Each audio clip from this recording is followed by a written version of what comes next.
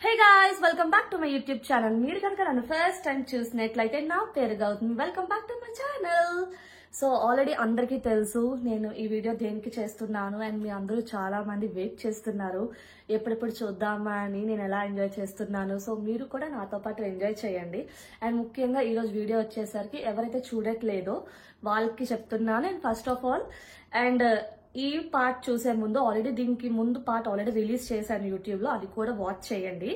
And so guys, కేవలం only మీ గురించి మాత్రమే నేను నా పర్సనల్ వర్క్ కూడా పక్కన పెట్టి మోస్ట్ ఆఫ్ ద టైం ఇంకొంచెం డబుల్ షూటింగ్ లోనే నేను చేస్తున్నాను మీకు కంటెంట్ ప్రొవైడ్ చేయడానికి. ఎందుకంటే మీరెవరు బోర్ గా ఫీల్ అవ్వకూడదు అని. సో మీరు తప్పకుండా వాచ్ చేయండి guys. So let's start in the video. Okay,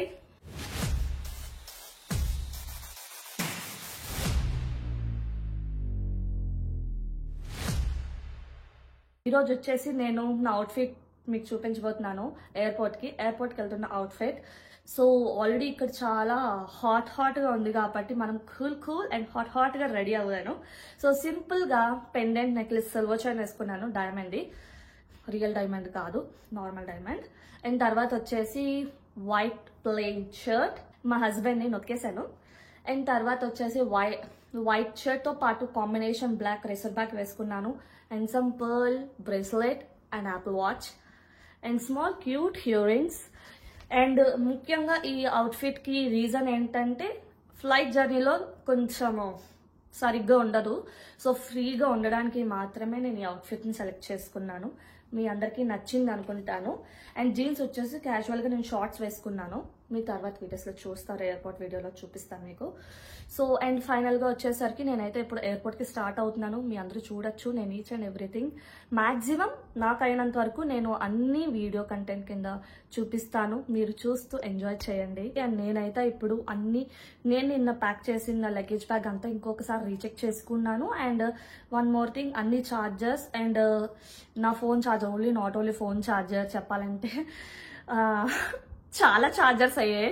మా ఆయనది, నాది, ఇంకా గింబాల్ది, నా వాచ్, తర్వాత నా ఎయిర్పాడ్స్, తర్వాత బోస్ది, చాలా అంటే ఛార్జర్ సెట్టే నేను ఇంత తీసుకెళ్తున్నాను నా లగేజ్ బ్యాగ్ లో. మీ అందరూ చూడండి. So come with me guys. Now we are starting for the trip. ఇప్పుడే వాళ్ళకి ఎందుకు వచ్చాం, ఆల్రెడీ క్యాబ్ వచ్చింది. చాలా ఇప్పుడే ఎండగా ఉంది. అక్కడికి వెళ్ళాక ఇంకెలా ఉంటుందో తెలియదు అసలు. ఇంకా ఫుల్ గా 3 to 4 days మార్నింగ్ వెళ్తే బయటికి మళ్ళీ నైట్ కి ఎప్పుడో రూమ్ కి తిరిగి వస్తాము. మరి ఎంజాయ్ చేయాలంటే ఆ మాత్రం ఉండాలి. ఓకే, ఇంకా క్యాబ్ అయితే వచ్చేసింది. చెప్పాలంటే నేను లగేజ్ బ్యాక్ సైడ్ కార్ లో పెడుతున్నంత సేపు, ఇంకా కార్ లో వెళ్తున్నంత సేపు చెప్పాలి అంటే నాకు ఒకటే ఆలోచన, అసలు ఇంకా ఏమైనా లగేజ్ లో మర్చిపోయినా, ఇంకేమైనా ఉన్నాయా. లాస్ట్ మూమెంట్ వరకు ఏదో ఒక థాట్ అలా రన్ అవుతూనే ఉంది చెప్పాలి అంటే. ఎందుకంటే ఎంత ఆలోచించి అన్ని సర్దిపెట్టాను. నేను ఇంకా చెప్పాలంటే చింటూ ఇయర్ ఫోన్స్ మర్చిపోయాను.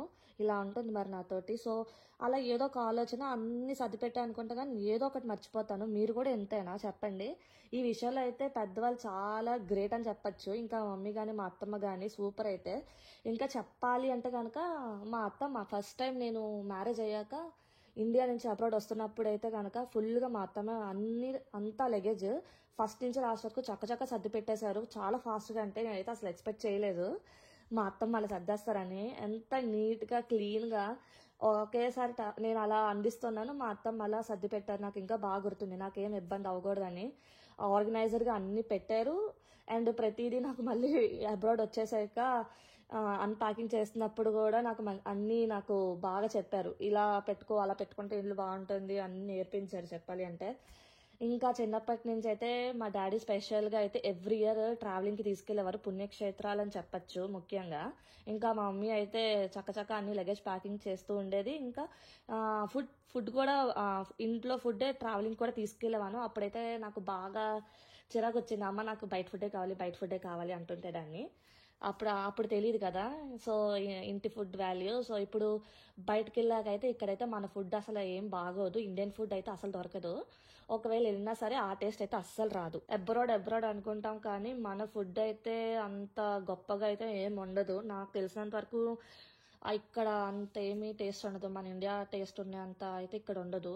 అలా మీతో మాట్లాడుతూ మాట్లాడుతూ ఎయిర్పోర్ట్ కి అయితే రీచ్ అయిపోయాం. చూస్తున్నారు కదా చాలా మంది జనాలు ఉన్నారు. అలా రికార్డ్ సెక్షన్ పక్కన పెట్టి సెక్యూరిటీ చెకింగ్ అయితే అయ్యాక మళ్ళీ మీతో మాట్లాడదా అని చెప్పేసి ఇంకా రికార్డింగ్ ఆపేశాను. ఎందుకంటే చాలా బిజీగా ఉంది, చాలా హడావిడిగా ఉంది. వెకేషన్ టైం కదా, మాలాగే అందరూ వెకేషన్ కి వెళ్తున్నారు అనుకుంటా. ఇదొక తిరునాళ్ళ లెక్క అనిపిస్తుంది. ఎయిర్పోర్ట్ కూడా అంత రష్ గా ఉంది. నాకే ఇలా జరుగుతుందా, మీ అందరికి ఇలా జరుగుతుందో నాకు ఒకసారి కామెంట్ సెక్షన్ లో చెప్పండి. నేను ఎప్పుడు ట్రావెలింగ్ పెట్టుకున్నా ఏదో ఒకటి ఇలాగే అవుతుంది. ఫ్లైట్ క్యాన్సిల్ అయినా అయిపోతుంది, ఫ్లైట్ డిలే అయినా అవుతుంది. నాకు ఎప్పుడు ఈ రెండిట్లో ఏదో ఒకటైతే జరుగుతుంది. ఎప్పుడు చూడండి ఫ్లైట్ క్యాన్సిల్ అయితే ఫస్ట్ అయిపోతుంది నాకు. నేను ఇప్పటికీ ఇండియా నుంచి అబ్రాడ్ కి 2 times అట్లా వచ్చాను కదా. ఫస్ట్ టైం అయితే డిలే అయింది, సెకండ్ టైం అయితే ఓవరాల్ క్యాన్సిల్ అయిపోయింది. చెప్పాలంటే వాడు 1.5 day క్యాన్సిల్ చేశాడు. అసలు వాడు ఆ 1.5 day డిలే చేస్తూ క్యాన్సిల్ చేశాడు. అసలు నేను ఇలా ఎక్స్పెక్ట్ చేయలేదు. చాలా చాలా చిరాకు వస్తుంది నాకైతే. ఎప్పుడైతే ఏదైనా ట్రావెలింగ్ పెట్టుకుంటానో ఫ్లైట్ డిలే అయితే ఉన్న ఉత్సాహం అంతా సర్వనాశనం అవుతుంది. లాస్ట్ టైం అయితే నేను ఇండియా నుంచి అబ్రాడ్కి వస్తున్నప్పుడు చింటూ తోటి అసలు ఫ్లైట్ డిలే చేశాడు. చాలా ఘోరంగా డిలే చేశాడు వాడు. ఒక హాఫ్ డే, ఒక 8 to 10 hours డిలే చేసి ఆ తర్వాత క్యాన్సిల్ చేశాడు. టికెట్స్ కూడా క్యాన్సిల్ చేసి మళ్ళీ రీబుకింగ్ చేసుకుని వాడు వేరే హోటల్లో రూమ్ ఇచ్చి అక్కడి నుంచి మళ్ళీ లగేజ్ బ్యాగ్స్ చెకింగ్ చేసుకుని చాలా ప్రాసెస్ అయింది. మళ్ళీ తీసుకోవడం, మళ్ళీ రూమ్ కి వెళ్ళడం, మళ్ళీ అక్కడి నుంచి ఇక్కడ షిఫ్ట్ చేసుకోవడం దారుణంగా ఉంది లాస్ట్ ఇయర్ ఎక్స్పీరియన్స్ అయితే. ఇప్పుడు కూడా ట్రావెలింగ్ మంచిగా ఎంజాయ్ చేద్దాం, వెకేషన్ టైం ఎంజాయ్ చేద్దాం అంటే వెళ్ళిన రోజే చాలాసేపు డిలే అయింది. మా ఫ్లైట్ చెప్పాలంటే 6:30 PM కి, మా ఫ్లైట్ వచ్చేసి 11 PM కి వచ్చింది. 6:30 నుంచి 11 o'clock వరకు మేము ఫ్లైట్ ఎయిర్పోర్ట్లోనే ఉన్నాము. అలా డిలే చేస్తూనే ఉన్నాడు. చెప్పాలి అంటే ఇలా సరదాగా వెకేషన్ టైంకి వెళ్దాము అనుకుంటే ఏదో ఒక ఇలా పడుతూనే ఉంటుంది. మీ లైఫ్ లో కూడా ఇలాంటి ఎక్స్పీరియన్స్ ఏదైనా ఉందా నాకు ఒకసారి చెప్పండి. అలాగా ఫైనల్ గా అయితే ఇంకా ఫుడ్ అలాంటివి ఏమి తీసుకెళ్ళదు కాబట్టి ఎయిర్పోర్ట్ లోనే ఇంకా మా ఫుడ్ అన్నీ జరిగింది. అసలు చెప్పాలంటే అక్కడ బరీటో తిన్నాము. మనకి నచ్చింది అయితే ఉండదు, వాడు పెట్టిందే మనం తినాలి. ఇంకా అలా చాలా సేపటికి అయితే ఇంకా చాలా చాలా బోర్ కొడుతుంది. ఇంకా నేను అలా కూర్చొని టైం పాస్ చేస్తూ కొంచెం ఫోటోషూట్ పెట్టుకున్నాను ఎయిర్పోర్ట్ లోనే. ఆ తర్వాత ఇంకా ఆకలేసి ఇంకా బరీటో తిన్నాము. ఆ తర్వాత స్టార్ బక్స్ లో కాఫీ తాగాం. అది అసలు అయితే నాకు అసలు నచ్చని కూడా లేదు. మన అవుట్ సైడ్ స్టార్ బక్స్ లెక్క కూడా లేదు. ఆ ఎయిర్పోర్ట్కి వచ్చేసరికి అది ఏమైతే తెలియదు, అన్ని ఎక్స్పెన్సివ్ అయిపోతే కొన్ని ఫుడ్ క్వాలిటీ బాగుంటుంది అంటే పరమ ఘోరంగా ఉంది. నాకైతే నచ్చలేదు. అసలు స్టార్ బక్స్ లో కాఫీ అయితే నాకు అసలు ఏం బాగాలేదు.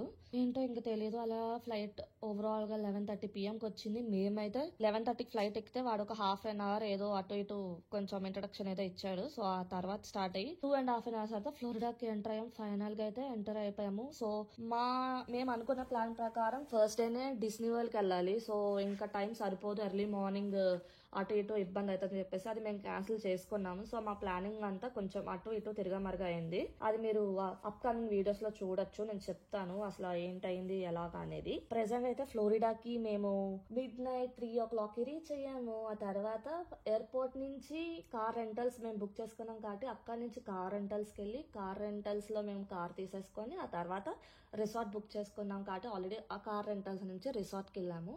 ఇలా నా జర్నీ అయితే అయ్యింది. ఇలాంటి జర్నీ మీకు ఎప్పుడైనా అయ్యిందా? మీ జర్నీలో ఎక్స్పీరియన్సెస్ ఉంటే నాకు ఒకసారి కామెంట్ సెక్షన్ లో చెప్పండి, నేను వింటాను. ఒకవేళ మీకు ఈ వీడియో నచ్చితే సబ్స్క్రైబ్ చేసుకోండి. బాయ్.